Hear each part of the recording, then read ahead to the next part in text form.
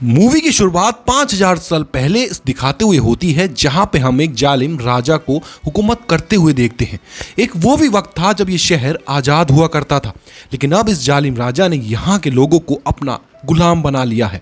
ये राजा यहाँ के सभी लोगों से जमीन की खुदाई करवा रहा होता है। असल में इसको एक ऐसी मटेरियल की तलाश थी, एक ऐसी चीज की तलाश जो इसको जादुई सिंहासन दे सकती थी, और इस वजह से ये पहले से ज्यादा ताकतवर हो जाता और इस शहर में ही नहीं बल्कि पूरी दुनिया में इसका राज हो सकता था। बेसिकली इस मटेरियल का नाम अटर्नियम है। इस मटेरियल की मदद से एक ऐसा ताज बना लेगा जिससे अपने अंदर सुपर हीरो वाली पावर्स को हासिल कर सकता है। तो रोजाना की तरह मजदूर खुदाई कर रहे होते हैं, तभी उसी दौरान एक मजदूर को अटर्नियम पत्थर मिल जाता है, जिसको वो जालिम राजा हासिल कर लेता है और बहुत जल्दी अपना वो ताज भी बना लेता है, जिसको पहनने से उसे बहुत ही ताकतें मिलने वाली हैं। इसी बीच में हम एक छोटे लड़के को भी देखते हैं जो कि उस जालिम राजा के खिलाफ खड़ा हो जाता है। वो गांव वालों को समझाता है कि हमें इस जुल्म से बचना चाहिए, हमें उसके आगे नहीं झुकना चाहिए। लेकिन जब जालिम राजा को पता चलता है कि यह तो मेरे खिलाफ खड़ा हो रहा है, वो उसे मारने का हुक्म दे देता है, और जैसे ही उसको मारा जा रहा होता है वो लड़का एकदम से गायब हो जाता है और एक ऐसी जगह पर पहुंच जाता है जहां पर बहुत से देवता बैठे हुए थे। देवता इस बच्चे को कहते हैं कि तुमने हिम्मत की, हमें बहुत अच्छा लगा, इसलिए हम तुम्हें एक ऐसी पावर देने जा रहे हैं जिससे कि तुम एक शब्द सजाम बोलोगे तो तुम्हारे अंदर बहुत ज्यादा ताकतें आ जाएंगी और तुम इतने ताकतवर बन जाओगे कि तुम आराम से उस जालिम राजा को हरा सकते हो। छोटा लड़का करता भी ऐसा है, वो जब सजाम बोलता है वो बहुत ज्यादा पावरफुल बन जाता है और फौरन ही वो उस राजा के दरबार में आ जाता है जहां पर वो अपना शैतानी ताज पहन रहा होता है ताकि उसके पास बहुत ज्यादा पावर्स आ जाएं। लेकिन ये छोटा लड़का जो शजाम बोलने के बाद अब बहुत पावरफुल बन चुका था, वो यहाँ आके तबाही मचा देता है और सबको मारने लगता है। ये इतने गुस्से में होता है कि जालिम राजा के साथ साथ वहाँ के पूरे शहर को ही तबाह कर मार डालता है। और यहीं से कहानी जाती है 5000 साल बाद और हम प्रेजेंट का टाइम देखते हैं। अभी के टाइम पे भी हमें वही शहर दिखाया जाता है जहाँ पर एक गैंग ने पूरे तरीके से शहर पे कब्जा किया होता है। लोगों पे वो जुल्म कर रहे होते हैं, लूट मार कर रहे हैं। उन्होंने पूरी तरीके से शहर को कंट्रोल में कर रखा है। इस गैंग का एक ही मकसद है कि उसे ताज को तलाश करना, यानी कि ये उसी ताज को तलाश कर रहे होते हैं जो आज से 5000 साल पहले जालिम राजा ने बनाया था। लेकिन उसका ताज अभी भी कहीं ना कहीं इसी शहर में ही दफन है। अब हम एक लड़की को देखते हैं जिसका नाम एड्रियाना है। वो भी इसी ताज को ढूंढ रही होती है। ये लड़की पुरानी चीजों को ढूंढने में काफी एक्सपर्ट है, क्योंकि वो आर्कियोलॉजिस्ट है जो जमीन की खुदाई करते हैं और हिस्ट्री की काफी चीजों के बारे में जानकारी रखते हैं। अपनी खोज के दौरान एड्रियाना एक गुफा में जाती है जहां पर काफी कोशिशों के बाद इसको ताज मिल जाता है। अभी एड्रियाना और उसके साथी इस बात को लेकर खुश हो ही रहे होते हैं तो हमें पता चलता है कि इसका एक साथी, उसका नाम इस्माइल है, वो भी इसी गैंग के साथ मिला हुआ है जिसने पूरे शहर पर कब्जा कर रखा है। तभी इस्माइल अपने साथ आए हुए एक साथी को मार देता है और अपने गैंग के दूसरे लोगों को भी उसी घर में बुला लेता है। तब वो लोग इसकी तरफ गन पॉइंट करते हैं और उसे कहते हैं कि एड्रियाना, तुम हमें ये ताज दे दो। जब वो एड्रियाना नीचे देखती है तो वहां पर कुछ शब्द लिखे होते हैं। वो जब उन्हें पढ़ती है तो उसके मुंह से निकल जाता है शेजान। ये शब्द बोलते ही वहां पर ब्लैक एडम आ जाता है और वहां पर आए हुए सब लोगों को मारने लगता है। अब वहां पर कोई भी नहीं बच पाता। फिर जब बात रही इस्माइल की, जो गुंडों के साथ मिला हुआ था, वो वहां पर मरने का नाटक करता है, इसलिए उसकी जान यहां पर बच जाती है।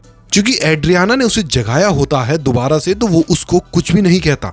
वो वहीं पर होता है तो उस दौरान उस गैंग के दूसरे लोग आ जाते हैं और उस पर एक स्पेशल वेपन से अटैक करने लगते हैं।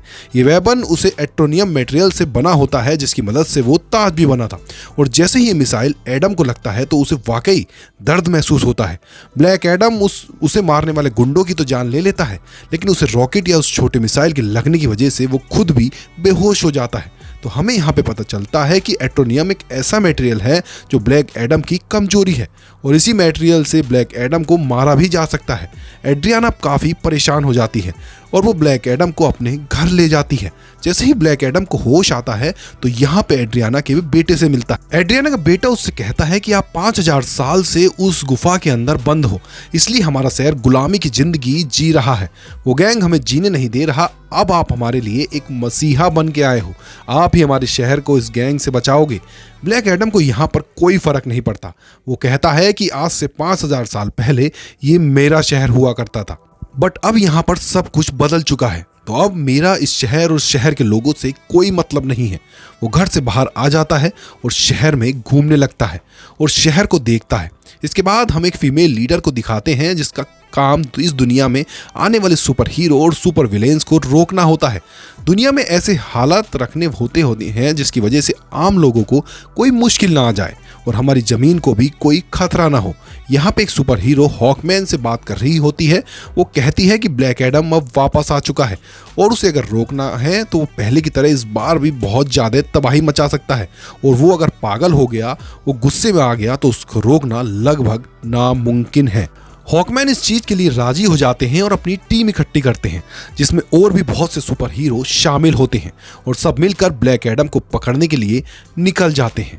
दूसरी तरफ उस गैंग के कुछ लोग एड्रियाना के घर पहुंच जाते हैं क्योंकि उन्हें पता था कि वो ताज अभी भी उसी के पास है। वो ताज लेने ही आए थे और जैसे ही वो लोग एड्रियाना की फैमिली पे हमला करने वाले होते हैं तो वो एडम वहां पर उनको बचाता है और इस गैंग के लोगों को मार डालता है और बचे हुए लोगों से वो अभी फाइट कर ही रहा होता है। तभी उस वक्त हॉकमैन की बनाई हुई टीम वहां पर आ जाती है और ये सब मिलके उस एडम से लड़ाई करने लगते हैं। लेकिन अभी भी ब्लैक एडम इन पर भारी था।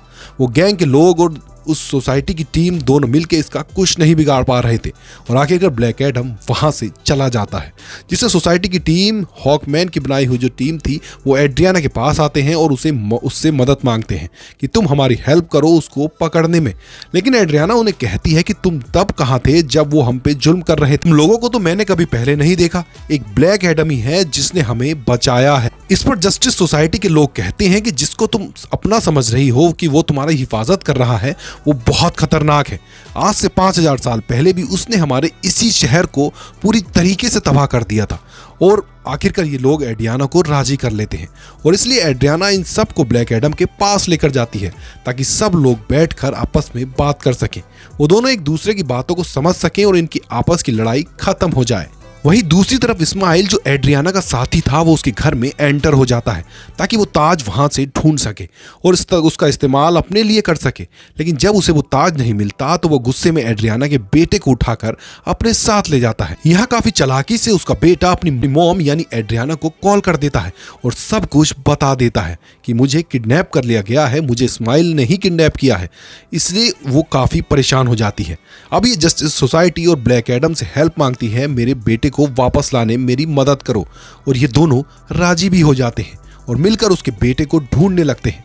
यहीं पर हॉकमैन उसी गैंग के 2 आदमियों को पकड़ लेता है। उनको मारकर वो पूछने पर उसे पता चल जाता है कि इस्माइल कहां पर है।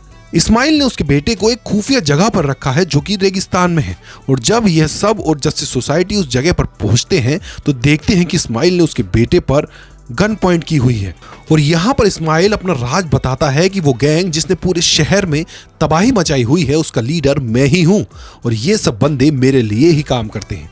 इसलिए वो कहता है कि अगर तुम्हें अपने बेटे की जान बचानी है तो मुझे वो ताज दे दो। एक परेशान माँ उसको वो ताज दे देती है ताकि उसके बेटे की जान बच सके, लेकिन इसके बावजूद भी वो उस बच्चे पर गोली चला देता है और जैसे ही ब्लैक एडम ये देखता है तो वो स्पीड से उड़ता हुआ उसके आगे आकर उस बच्चे की जान बचा लेता है। इसके बाद वो इस्माइल को अपनी लाइटनिंग से जला के पूरी तरीके से खत्म कर देता है और उसको मार देता है। यहाँ पर ब्लैक एडम भी हॉकमैन से मिलता है और उसको एक बहुत बड़ा राज बताता है। वो बताता है कि आज से 5000 साल पहले वो लड़का जिसने जालिम राजा के खिलाफ आवाज उठाई थी वो मैं नहीं था, बल्कि वो मेरा बेटा था। जब जालिम राजा मेरे बेटे को मार रहा था तो उसी वक्त वह वहीं से गायब हो गया था। इस चीज को देखते हुए जालिम राजा को बहुत गुस्सा आया क्योंकि अब वो मेरे बेटे को तो ढूंढ नहीं कर पा रहा था, तो उसने मुझे मेरे घर वालों को पकड़ लिया और हमें बहुत मारा पीटा गया। हमें इस तरीके से मारा गया कि कोई जानवरों के साथ भी ऐसा सुलूक नहीं करता। देखते ही देखते मेरी वाइफ वहीं पर मर गई और मैं तकरीबन मरने ही वाला था। तभी मेरा बेटा मेरे पास वापस आ गया। इसके बाद जिसके पास बहुत सी शक्तियां थी, बहुत सी पावर थी, और उसने अपनी सारी पावर्स मुझे दे दी, यानी कि अब सारी पावर्स मेरे अंदर आ चुकी थी। अभी हम दोनों बात कर ही रहे थे कि तभी जालिम राजा के लोगों ने एक बार फिर से हम पर हमला कर दिया। वहां पर मैं तो बच गया क्योंकि मेरे पास बहुत सी पावर थी, लेकिन मेरा बेटा मेरी आंखों के सामने ही मारा गया।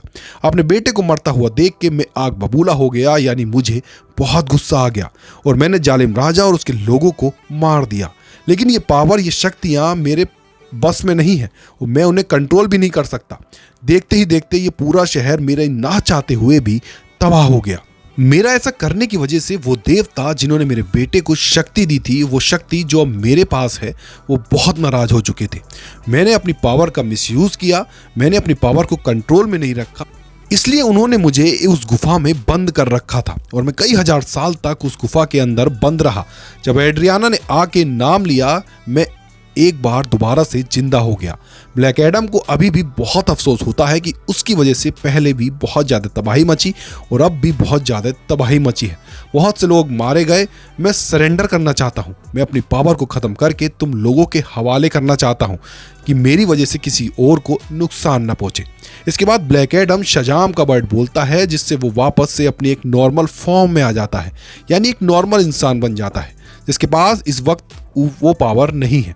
पर जब तक ये दोबारा शजाम नहीं बोलेगा तब तक ये वापस से ब्लैक एडम नहीं बन सकता।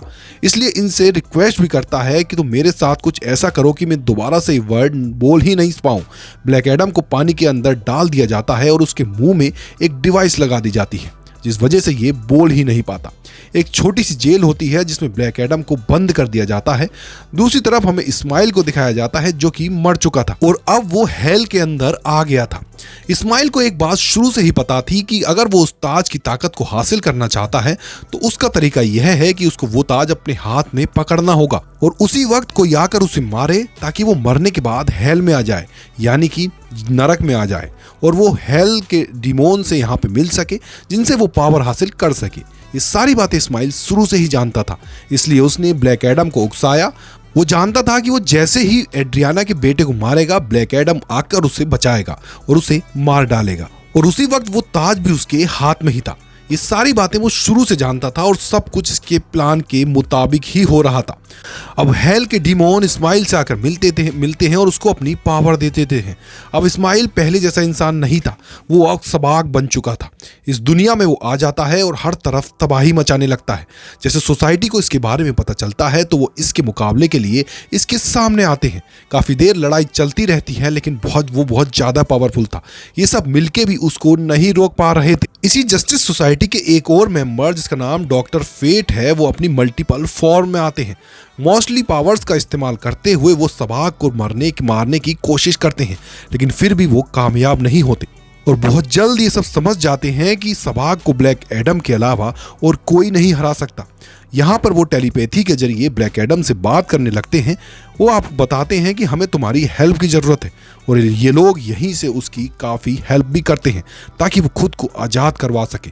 बाहर निकलते ही वो वहाँ के कुछ सोल्जर्स को मारता है और फिर पानी से बाहर आता है और बाहर आते ही सीधा शजाम बोलता है जिसकी वजह से उसको ब्लैक एडम की पावर मिल जाती है और बिना टाइम जाया किए वो सीधा सबाक के पास जाने लगता है। दूसरी तरफ जस्टिस सोसाइटी के लोग अभी भी सबाक से लड़ रहे होते हैं और इसी दौरान उनका एक साथी डॉक्टर फेट वहीं पर अपनी जान से हाथ धो बैठता है, यानी कि मारा जाता है। हॉकमैन भी सबाक से लड़ रहे होते हैं लेकिन इनकी कोशिश कुछ ज्यादा कामयाब नहीं होती।